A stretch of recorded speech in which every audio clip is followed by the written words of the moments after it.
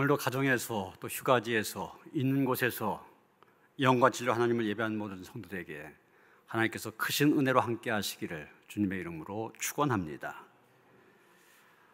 대중가요 가수 가운데 패티킴이라고 있죠. 이분이 부른 빛과 그림자 이런 제목의 노래가 있는데 그 가사가 이렇습니다. 사랑은 나의 행복, 사랑은 나의 불행, 사랑하는 내 마음은 빛과 그리고 그림자. 그대 눈동자 태양처럼 빛날 때 나는 그대의 어두운 그림자. 사랑은 나의 천국, 사랑은 나의 지옥, 사랑하는 내 마음은 빛과 그리고 그림자. 이런 내용입니다. 이 노래를 보면은 똑같은 사랑인데 그 사랑이 행복이 되기도 하고 불행이 되기도 합니다. 또 그 사랑이 천국이 되기도 하고 지옥이 되기도 한다는 것입니다. 또 똑같이 사랑한 마음인데 그 마음이 밝은 빛이 되어지기도 하고 어두운 그림자가 되어지기도 한다는 것입니다. 지금 한창인 도쿄올림픽도 어떤 사람에겐 빛이 되지만 어떤 사람에겐 그림자가 되기도 합니다. 역대 최다인 33개 종목에서 17개 메달을 놓고 겨룬 올림픽, 세계인의 축제로 기쁨과 감동을 준다, 이런 면에서는 빛이 되지만 수백 명 도쿄에 있는 노숙자들에게는 어두운 그림자가 된다, 그렇게 보도하고 있습니다. 지난 30일 영국 BBC 방송에서 보도한 그런 내용인데, 일본 정부가 올림픽 선수단과 외신의 청결한 도쿄 도심 환경을 보여주기 위해서 노숙인들을 거리에서 몰아내고 있다는 것입니다. 노숙인들이 주로 지내고 있는 공원들 다 문을 닫게 하고, 이리 잠자고 있는 지하도라든지 이런 곳 환한 불을 켜서 잘 수 없게 만들고, 지하철역 근처에 있는 텐트들 다 철거하게 만들고, 또 경기장 주변에 커다란 철조망을 쳐서 노숙인들이 접근하지 못하도록 하고 있고, 더군다나 당국자들은 노숙자들에게 요 올림픽 기간 동안만이라도 사람들의 눈에서 보이지 않게 좀 그렇게 숨어달라, 이렇게까지 요청을 했다는 것이죠. 여러분, 모든 일에 있어서 가만히 보면은 빛이 있고 동시에 그림자도 있습니다. 그림자는 없으면서 빛만 있는 곳은 없습니다. 우리 인생도 마찬가지입니다. 우리 인생에도 빛처럼 밝게 빛나는 그런 부분이 있는가 하면 그림자처럼 가려져 있는 부분, 어두운 부분이 있습니다. 사람들 앞에 다 드러내고 싶은, 그런 보여주고 싶은 부분이 있는가 하면 감추고 싶은 그런 부분도 있습니다. 그래서 우리가 한 사람의 인생을 제대로 이해하려면 그 사람의 빛과 그림자 함께 봐야만 됩니다. 오늘 본문의 주인공인 다윗 역시 빛과 그림자가 뚜렷한 사람입니다. 성경에 보면 하나님께로부터 내 마음에 맞는 사람이다, 칭찬을 받았던 유일한 사람이 다윗입니다. 하나님께로부터 칭찬을 받았을 뿐만 아니라, 여러분 지금 이스라엘 국기 무슨 그림입니까? 별 모양인데 그것을 가리켜서 다윗의 별, 그렇게 얘기해요. 옛날이나 지금이나 이스라엘 백성들 속에서 가장 존귀한 존재로 남아있는 사람이 바로 다윗입니다. 하나님 앞에서나 사람들 앞에서나 누구 못지않게 빛된 삶을 살았던 사람, 그게 바로 다윗입니다. 그런데 그 다윗에게도 감추고 싶은 그림자 같은 모습이 있습니다. 우리가 성경을 자세히 읽어보면 다윗, 이 그림자 부분이 누구보다도 짙고 또 길게 드려져 있음을 보게 됩니다.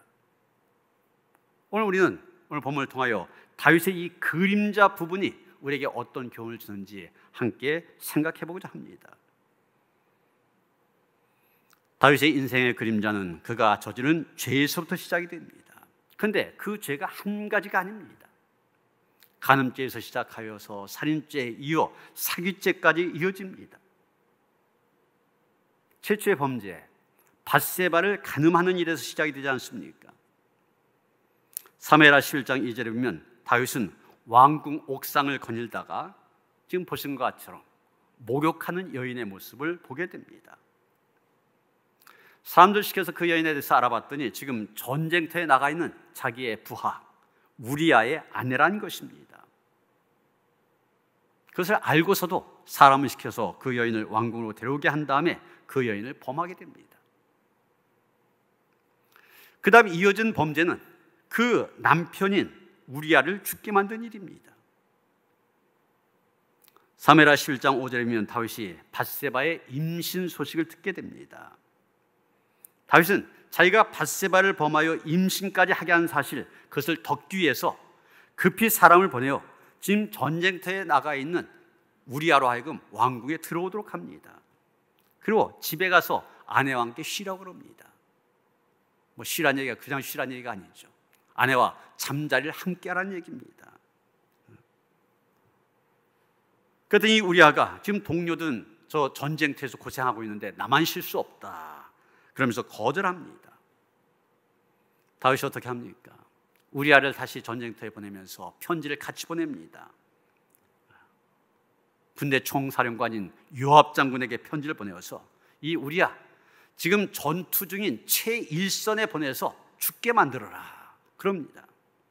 그래서 요압의 명령대로 해서 요압이 그 명령대로 해서 결국 우리아를 죽게 합니다. 이어지는 다윗의 범죄는 거짓으로 속이려고 한 일입니다. 오늘 보면 11장 27절 상반절 보면 다윗은 우리아가 죽은 다음에 밧세바를 왕궁으로 데려와서 자기의 아내로 삼습니다. 그런 다음에 아들을 낳게 합니다. 마치 지금 우리아가 죽은 다음에 혼자 남은 밧세바, 혼자 남은 사람이니까 그 아내를 데려다가 아내로 맞은 다음에 아이를 낳은 것으로 사람들 속이려고 했던 것입니다.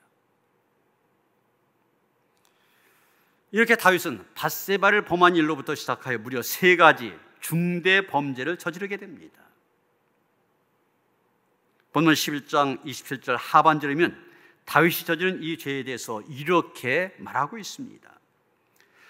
다윗이 행한 그 일이 여호와 보시기에 악하였더라. 다윗이 저지른 이 일련의 죄들 여호와께서 보실 때 악하였다는 것입니다. 사실 지금까지 다윗이 어땠습니까? 여호와 보시기에 정직하게 행했던 사람입니다. 심지어 하나님의 마음에 맞는 사람이라 칭찬까지 받았던 사람입니다. 그런데 한순간의 실수로 말미암아 여호와 보시기에 악한 사람이 되어진 것입니다. 아마 다윗의 인생에 가장 후회스러운 이런 일을 꼽으라면 바로 이 사건을 꼽을 수 있을 것입니다. 아마 다윗의 과거 가운데 한 가지만 지울 수 있다면 바로 이때 사건 지우고 싶었을 것입니다. 우리도 그렇지 않습니까? 지나간 과거를 돌아볼 때 후회스러운 일이 있을 수 있습니다. 또 우리의 과거 어떤 일 지울 수만 있으면 지우고 싶은 그런 일도 있을 것입니다. 여러분 다윗을 생각하면서 어떤 일을 떠오르게 됩니까? 우리는 다윗의 이 사건을 보면서 그런 생각을 하게 됩니다. 야, 다윗처럼 위대한 믿음의 사람인데 그런 사람도 이렇게 실수할 수가 있구나. 그런 사람도 죄를 짓게 되는구나. 그러면서 인간을 생각하게 됩니다. 한없이 연약하고 부족한 존재가 바로 인간이구나. 그런 생각을 하게 됩니다. 그리고 거기에서 그치지 아니하고 다시 하나님을 생각하게 됩니다. 그런 우리의 연약함을 잘 아시는 하나님, 우리를 참아주시고 기다려주시는 하나님, 그리고 우리를 붙잡아 주시고 인도하시는 하나님, 그 하나님을 깊이 생각하게 되는 것입니다. 이제 다윗의 인생의 그림자는 이 사건 이후에 계속되어집니다. 해가 떨어지는 석양에 그림자가 길게 늘어진 것처럼 그의 인생의 그림자도 더욱 길게 늘어집니다. 이제 본문 뒤에 계속 이어진 내용 어떤 겁니까? 10장 15절 보면 다윗이 밧세바와 간음하여 낳은 아이가 병들어 죽게 됩니다. 다윗이 얼마나 가슴 아팠겠습니까? 이 아이 살려달라고 금식까지 하며 기도했을 정도입니다. 그랬던 아들이 죽게 되었으니 그 마음 얼마나 괴로웠겠습니까? 그 다음 13장에 가서면 다윗의 가정에 큰 시련이 닥치게 됩니다. 맏아들 암논이 이복 누이 동생인 다말을 범하게 되고, 그 다말의 친오라버니인 이 압살롬이 암논을 죽이게 됩니다. 자식들 사이에 강간이 일어나고 또 자식들 사이에 서로 죽이는 그런 처참한 장면을 지켜봐야 됐습니다. 그것을 지켜보는 다윗의 마음 얼마나 고통스러웠겠습니까? 계속 이어서 14장이면 압살롬이 이복형 암논을 죽이고 도망쳤다가 아버지 다윗의 용서를 받은 다음에 돌아오게 됩니다. 그런 다음에 한 일이 자기를 따르는 사람들을 모아서 아버지께 반역을 일으킨 것입니다. 아버지를 죽이고 지가 임금이 되겠다고 반역을 일으킵니다. 그래서 다윗은 왕궁을 피해서 도망쳐야만 됐습니다. 맨발로 도망치면서 얼굴을 가리고 울어야만 했습니다. 이때 다윗의 마음 어떠했겠습니까? 여러분, 우리가 이렇게 본 것처럼 다윗의 인생 가운데 참 많은 부분, 긴 그림자로 덮여 있는 것을 보게 됩니다. 눈물을 흘리지 않고는 지날 수 없는 눈물의 골짜기를 지나가는 것을 보게 됩니다. 여러분, 우리가 잊지 말아야 될 것이 바로 이것입니다. 우리가 우리의 인생을 살아가는 동안 때로는 눈물의 골짜기를 지날 때가 있다는 것입니다. 하나님의 사람이지만, 믿음의 사람이지만 눈물의 골짜기를 지나야 할 때가 있다는 것입니다. 일본에서 만들어진 찬양이면서도 좀 많이 불려지는 꽃들도란 그런 제목의 찬양이 있습니다. 이 찬양 처음 부분 이렇게 시작하고 있습니다. 이곳에 생명샘 솟아나 눈물 골짝 지나갈 때 모자나 열매 맺히고 웃음소리 넘쳐나리라.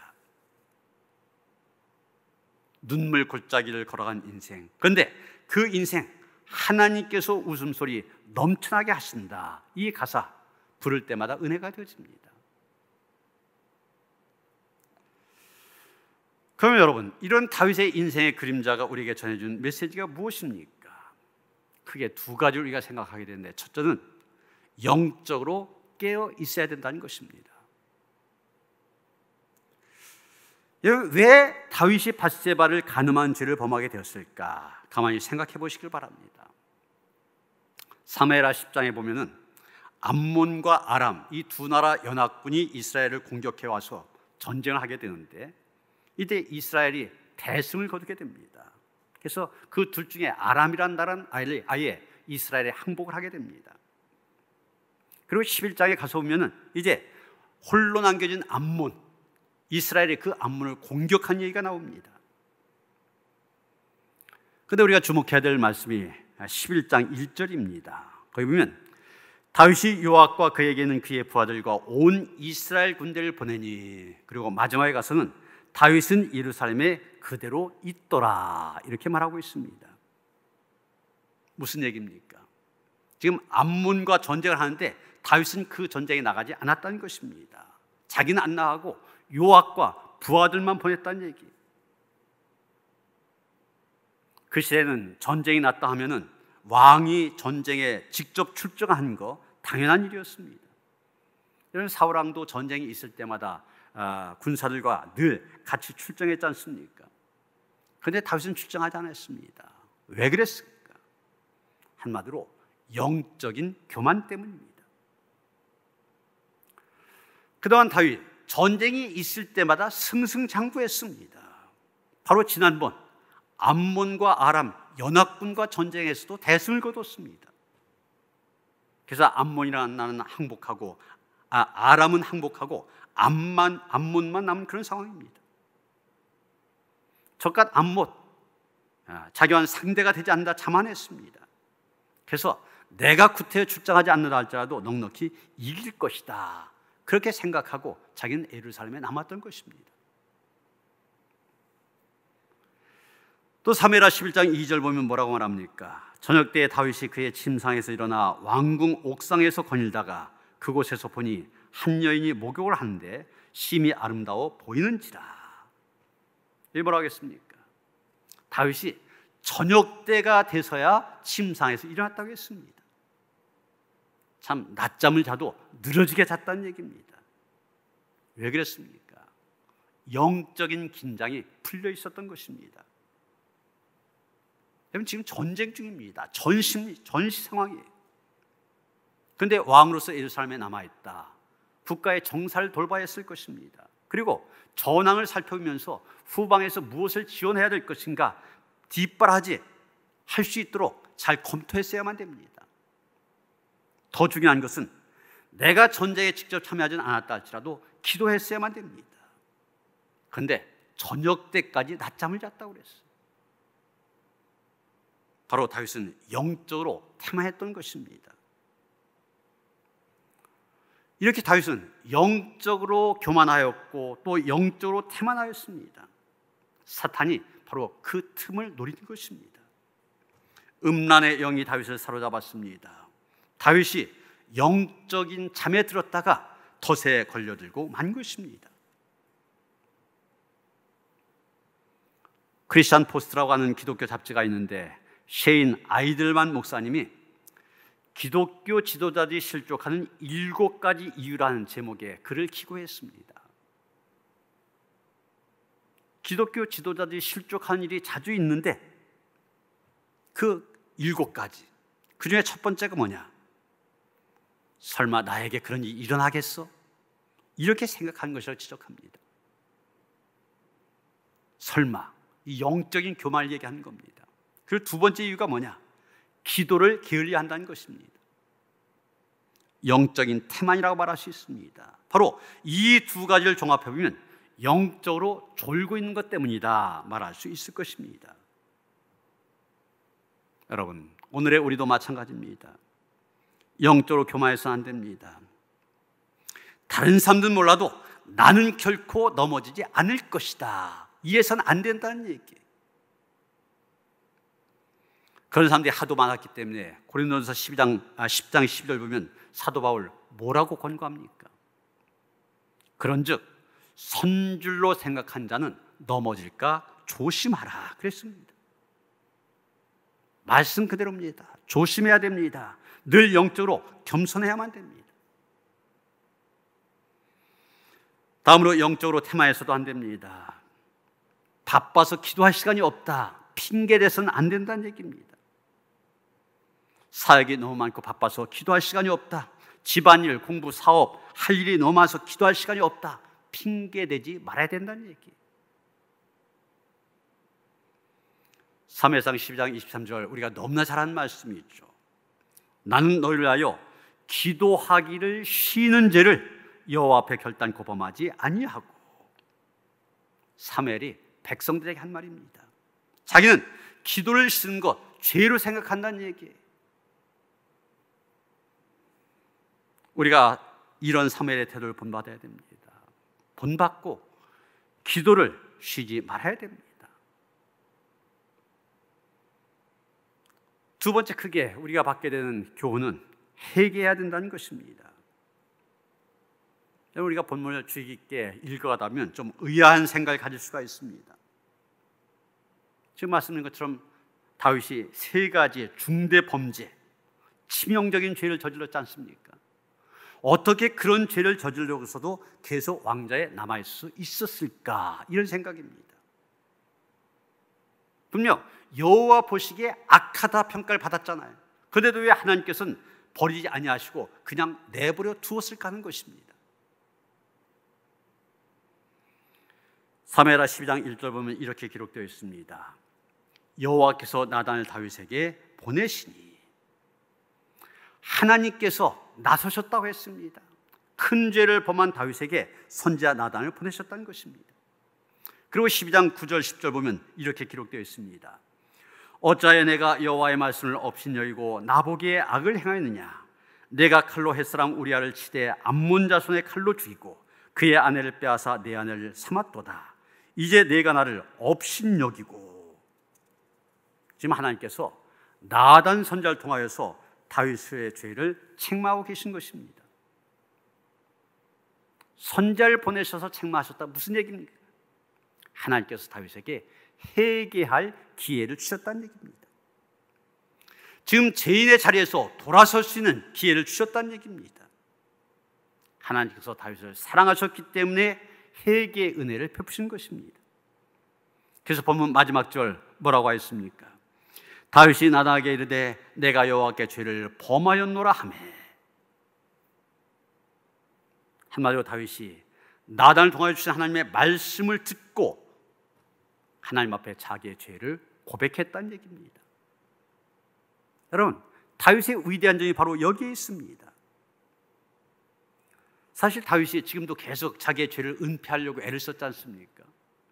계속해서 이 죄를 은폐하려고 하려면 그냥 나단 선지자 죽여버리면 끝입니다. 절대 군주 임금 아닙니까? 그런데 다윗은 그렇게 하지 않습니다. 왕의 지위를 내려놓고 그 앞에 무릎을 꿇습니다. 그리고 눈물로 통에 자복합니다. 이런 사람들이 대개 지위가 높아지고 이것저것 조건을 갖추게 되면 은근히 교만해집니다. 그러다면 자기의 잘못을 시인한다는 것이 어렵습니다. 쉽게 핑계를 댑니다. 우리가 다윗을 볼 때도 핑계 댈 수 있는 거 많았습니다. 저 밧세바가 먼저 나를 유혹해서 어쩔 수 없이 유혹에 넘어갔다고 핑계 댈 수도 있습니다. 주변 나라의 왕들은 왕으로서 더한데 뭐 그거 갖고 그러냐, 내가 한 일은 아무것도 아니라 변명할 수도 있습니다. 그러나 다윗은 핑계대지 않았습니다. 비록 큰 실수를 저질렀지만 그는 겸손하고 진실한 사람이었습니다. 그러기에 자기의 죄를 솔직하게 고백할 수 있었던 것입니다. 여러분, 우리가 사울과 다윗을 늘 비교할 때 이 얘기를 하지 않습니까? 인간적인 면으로 보면 다윗이 사울보다 더 나은 것 별로 없습니다. 사울의 인생을 보면 다윗처럼 남의 아내를 빼앗았다든지 그 남편을 죽였다든지 이런 비도덕적인 일 없었습니다. 그런데 결론은 어떻게 됐습니까? 하나님께서 사울은 버리시고 다윗은 끝까지 축복하셨습니다. 그 이유가 무엇이냐? 다윗은 회개했다. 회개하고 하나님 앞에 정직하게 섰기 때문입니다. 여러분, 이런 면에서 우리가 가룟 유다와 베드로도 자주 비교하지 않습니까? 가룟 유다만 예수님 배신한 거 아닙니다. 베드로도 3번씩이나 예수님을 부인하며 나중에는 저주까지 하면서 부인했습니다. 똑같이 배반한 거예요. 그러나 그는 주님의 말씀을 생각하고 통곡하며 회개하였습니다. 누가복음 22장 61절 62절 말씀입니다. 주께서 돌이켜 베드로를 보시니 베드로가 주의 말씀 곧 오늘 닭 울기 전에 내가 3번 나를 부인하리라 하심이 생각나서 밖에 나가서 심히 통곡하니라. 자기의 죄를 회개하고 통곡한 베드로, 바로 그것 때문에 그는 변화를 받게 되어지고 수제자가 되어지고 나중 초대교회를 세워가는 큰 역할을 감당하게 된 것입니다. 참으로 안타까운 것은 현대인들에게 죄에 대한 정직함이 갈수록 사라지고 있다는 사실입니다. 자꾸 합리화시키려고 합니다. 핑계를 대려고 합니다. 그러다 보니 자기의 죄라는 생각을 갖지 못합니다. 하나님은 이런 사람들을 싫어하신다고 그랬습니다. 좀 부족하다 할지라도 하나님 앞에 정직하게 자신의 모습을 내어놓고 회개할 때 오히려 복된 인생이 열리는 것입니다. 미국의 22대, 24대 대통령을 지냈던 클리블랜드의 얘기 유명하지 않습니까? 그는 청년 시절 방탕과 갈등의 세월을 보냈습니다. 날마다 나쁜 친구들과 어울려 골목을 누비며 술 마시고 행패를 부리며 살았습니다. 그러나 어느 날 친구들과 술 마시고 2차를 가던 중에 어느 교회 앞을 지나가게 됩니다. 언뜻 그 교회 게시판을 보니까 이런 성경 구절이 적혀 있습니다. 로마서 6장 23절인데 죄의 삭은 사망이요 하나님의 은사는 그리스도 예수 우리 주 안에 있는 영생이니라. 그 말씀을 보는 순간 그 말씀이 비수처럼 자기의 마음을 찌릅니다. 말리는 친구들의 손을 뿌리치고 교회 안으로 들어갔습니다. 그리고 그날 말씀을 듣고 회개하여 새 사람이 되어집니다. 그로부터 30년이 지났습니다. 그는 당당히 미국 대통령에 취임하게 됩니다. 바로 그날 한 사형수가 형장의 이슬로 사라지면서 이렇게 절규합니다. 저 클리브랜드 옛날 나의 친구였는데 똑같이 못된 짓 하던 두 친구였습니다. 그런데 한 사람은 자기의 죄를 회개하고 새 사람이 되었고 다른 한 사람 이제까지 살아왔던 그대로 계속 살았습니다. 그 한 가지의 차이가 한 사람은 대통령, 한 사람은 사형수, 그 인생을 완전히 다르게 만들어 놓은 것입니다. 그렇습니다. 철저한 회개만이 인생을 위대하게 만든 것입니다. 시편 51편을 보면 그 제목이 다윗이 밧세바와 동침한 후 선지자 나단이 그에게 왔을 때 이렇게 되어져 있습니다. 바로 오늘 본문의 상황입니다. 이때 다윗이 어떻게 회개했는지 10절부터 12절까지 소상히 기록되어 있습니다. 하나님이여 내 속에 정한 마음을 창조하시고 내 안에 정직한 영을 새롭게 하소서. 나를 주 앞에서 쫓아내지 마시며 주의 성령을 내게서 거두지 마소서. 주의 구원의 즐거움을 내게 회복시켜 주시고 자원한 심령을 주사 나를 붙드소서. 우리에게 이런 간구가 필요한 것입니다. 다시 우리의 심령이 회복되게 해달라고 기도해야 됩니다. 정한 마음, 정직한 영을 새롭게 해달라고 기도해야 됩니다. 그래서 구원의 즐거움을 회복시켜달라고 기도해야 됩니다. 사랑하는 성도 여러분, 우리의 인생길에도 빛만 있는 것이 아니라 다윗처럼 그림자가 있을 수 있습니다. 우리가 이런 인생의 그림자 시절 할 수 있는 대로 빨리 끝내야 됩니다. 그러기 위해서 어떻게 해야 됩니까? 영적으로 깨어 있어야 됩니다. 영적인 교만과 영적인 태만을 털어버려야 됩니다. 그리고 하나님 앞에 철저히 회개해야 됩니다. 그래서 우리 모두가 다윗처럼 구원의 즐거움을 힘써 노래하는 그런 성도들 되어주시기를 주님의 이름으로 축원합니다. 하나님, 우리가 살아가는 인생길에도 빛뿐만이 아니라 그림자가 있을 수 있음을 고백합니다. 그때 우리가 하나님 앞에 영적으로 깨어있게 하시고 철저히 회개하게 하여 주셔서 하나님께서 받아들이는 심령이 되게 하시며 그래서 하나님의 은총 안에서 새로운 인생, 복된 인생길을 걸어갈 수 있도록 함께하여 주시옵소서. 예수 그리스도의 이름 받들어 기도하여 싸움나이다. 아멘.